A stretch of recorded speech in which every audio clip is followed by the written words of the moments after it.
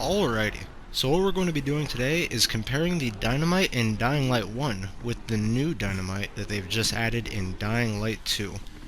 Now, I wouldn't be surprised if some of you might have forgotten about the Dynamite in Dying Light 1, as you only get a very small amount of it during a specific mission once per playthrough.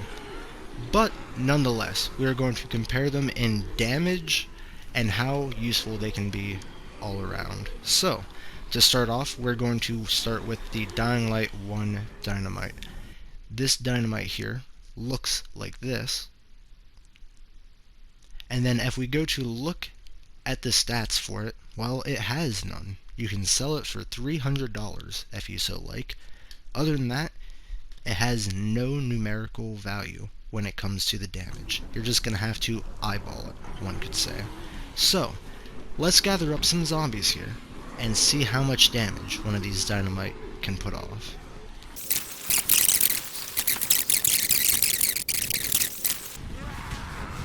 I think that's good enough, and let's throw the Dynamite right there in amongst all of them.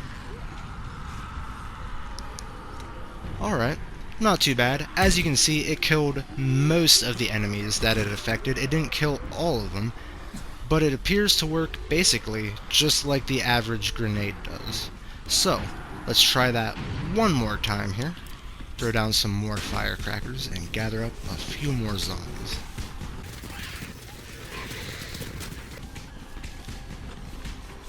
Alright, and that should be good enough here.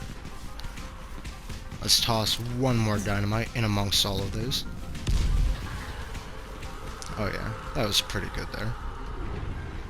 So as you can see, it killed a bunch of the zombies, but not quite all of them.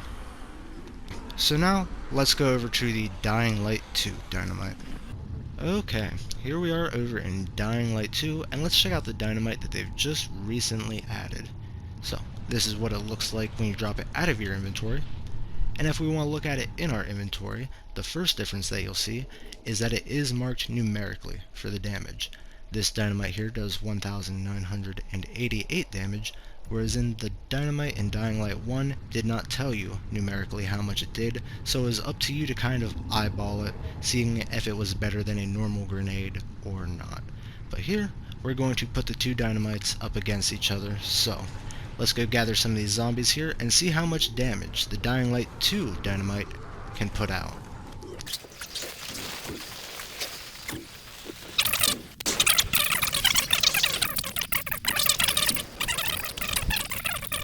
Alrighty, that seems to be good enough. Let's throw the Dynamite down there now.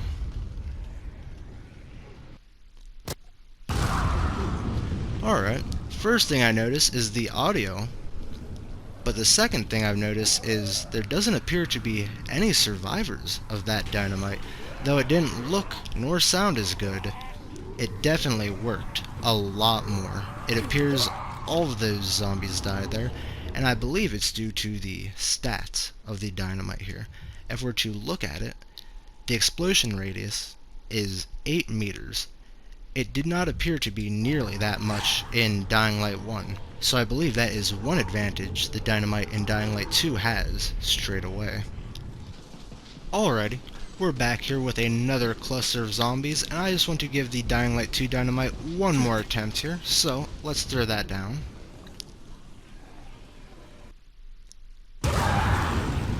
Oh yeah.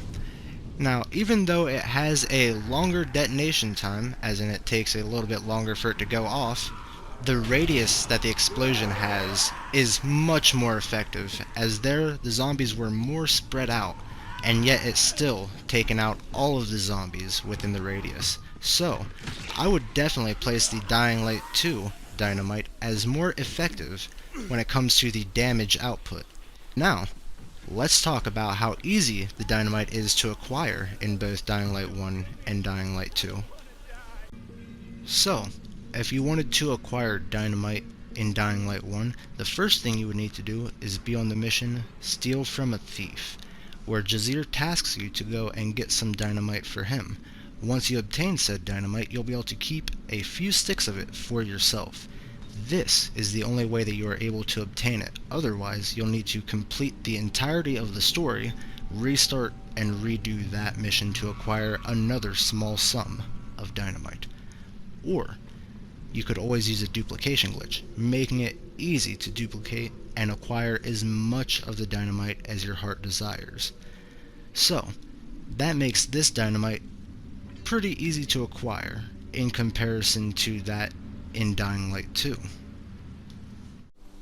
Whereas here, in Dying Light 2, the only way to acquire dynamite is to have participated in the Undead or Alive Special Event Week, where Techland rewarded the participants with a few bundles of dynamite.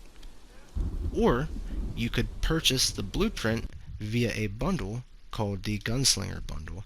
This is the only way to acquire the blueprint, meaning the only way to legitimately gain more dynamite for Dying Light 2. The only way that you can get free dynamite is for those players who participated in the event. Otherwise, if you want to use the dynamite, you will have to purchase this bundle. This is why I find the dynamite in Dying Light 2, regardless of how much more damage it does, to be inferior to the dynamite in Dying Light 1.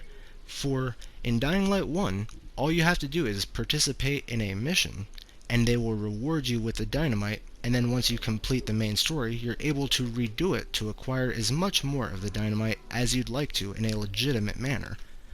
Then, you're able to duplicate it to get far more dynamite far faster if you so desire. Here, in Dying Light 2, you're stuck purchasing the dynamite blueprint through the bundle unless you were one of the players who happened to participate in a special event week that was limited time. Even then, it didn't reward you with a blueprint, so you're stuck with a few amount of dynamite. But there is one upside to this.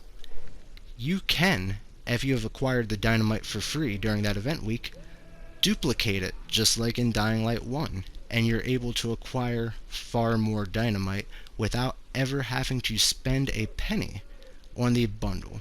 Now, I'm not advocating for this. I'm just saying that you can do it. So, if you wanted to, you could, let's say, duplicate all of the free dynamite that you acquired through the special event week, take them into a public lobby, and drop them for random players so that they don't have to spend money on the dynamite bundle to acquire it for themselves.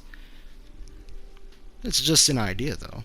So, that is why I think the dynamite in Dying Light 2 is worse. Better with damage, but worse fundamentally, because you have to pay to acquire it. Whereas in Dying Light 1, it was a weapon of variety that was given to you for free.